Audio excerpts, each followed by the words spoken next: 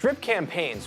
What the heck is a drip campaign? Well, I'm going to answer that for you in today's episode and why you need to know what it is and how it can help drive business for a manufacturer.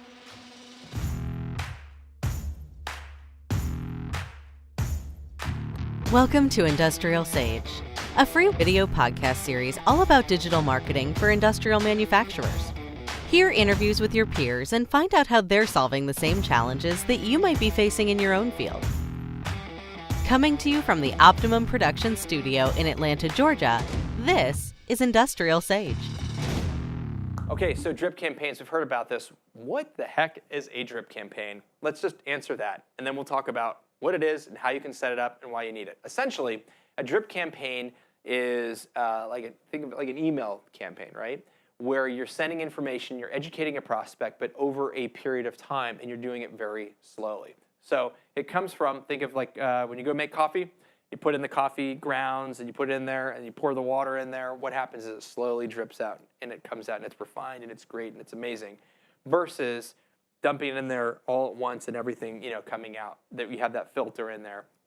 And what it is it slowly is giving you bite-sized, or giving your prospects rather, bite-sized information about you, your product, your solution, your service, and doing that over the course of a time. So that's what they call a drip campaign. Now, let's answer a couple of questions on why do you want to do that? Well, I'll give you a couple reasons. One of the reasons is instead of coming in and, it's kind of like dating, right? I'll give you a really good example, kind of like dating. You don't want to be the creepy guy in the bar that shows up and is like, hey, like super forward and hey, let's date, let's do all this stuff. And you're like, wow, you're in my face. Like I was not ready for this. I'm just interested in just a conversation. Just like, hey, what's going on? Let's, you start building that relationship. That's kind of what drip campaigns are a little bit about. It's like, hey, let's just take it easy. I'm not the pushy salesperson here.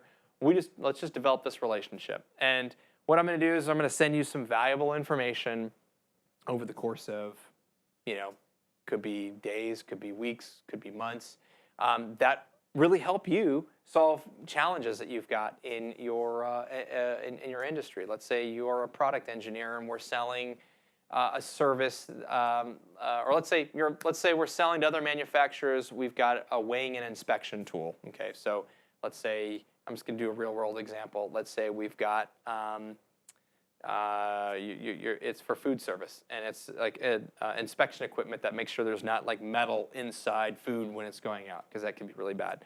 So, you might use a drip campaign after you have a trade show, for example. So you have a big trade show, you meet all these leads, and where big value comes in is where, they're not quite necessarily ready to buy. Maybe you've met a prospect at the trade show. Say, this is kind of interesting. Maybe there's some challenges they have, and what you can do is you can send a series of follow-ups with them, and that's what this series of follow-ups is, drips, and it's automated, which is really nice because what this does is it takes the some of that pressure for a salesperson to be able to constantly send that follow-up and that email to leads. Where if you're dealing with one or two people, it's not that big of a deal, but if you're working with 100 people or 50 people or whatever, and they're all over the place, this is where that can really help because it can kind of automate that process, and where you're able to provide valuable information to your prospect. And let's be honest, you can get really busy between sales and marketing, and maybe some of these follow-ups might be forgotten. So this is a really great way of being able to do that. But back to the trade show piece, with this inspection company, you met these leads, they're interested, and we could put them on this campaign after a trade show. Let's say we run it for 6 to 8 weeks. And every single week, we're sending a video. Hopefully doesn't have to be a video. We're sending an email is what I meant to say, but it could have a video in it, could have blog articles in it, could have other content offers. That's where it can get really, really valuable.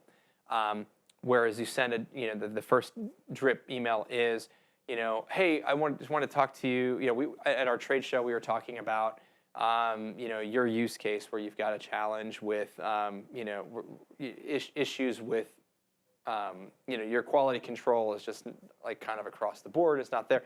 Here's a quick tip or quick guide or some points on where you need to be looking at on how to solve that. Maybe, so laid out on an email, there's some quick tips and some quick information on how to solve that. And maybe there's some links. Hey, there's an article, a blog article that we have on our page that talks about that. Maybe some other resources, and that's in the can and it goes out. Then the next week, maybe it's, hey, I wanted to share this quick story with you from one of our other clients, and it's basically a case study. You send them a case study, but you kind of break it down. Say, hey, take a look at it. They had a similar issue, and this is what was going on, and And then the next one is, hey, here's an article that's not from us that we found in an industry that we were thinking of you, and we thought this might be valuable. It reminds us of the conversation that we had back at the trade show.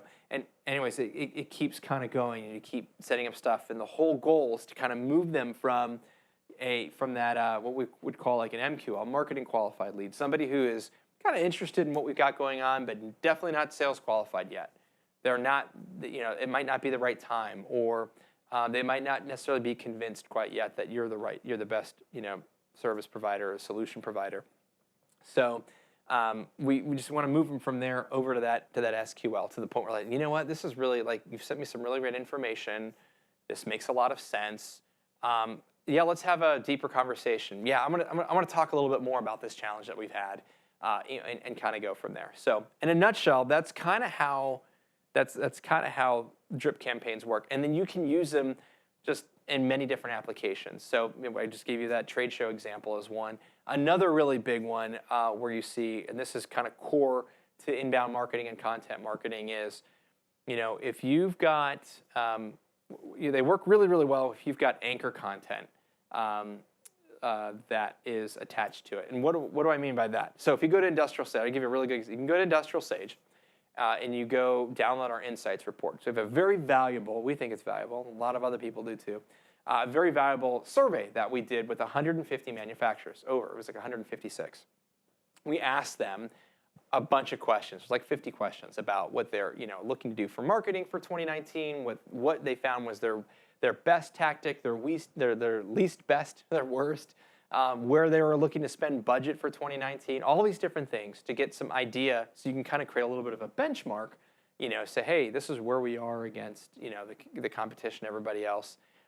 Use it as value to be able to sell in some of these ideas into management, and just do a whole bunch of things, right? So it's very top of funnel, very like, hey, we don't know you from Adam, but this is valuable, and what we're doing is you're doing that transfer of trust. You're saying, I'm going to give you this really valuable resource, this content offer, these insights report, but I need your email address, okay? So and by doing that, you're going to get some emails from me, but you're going to be okay with that.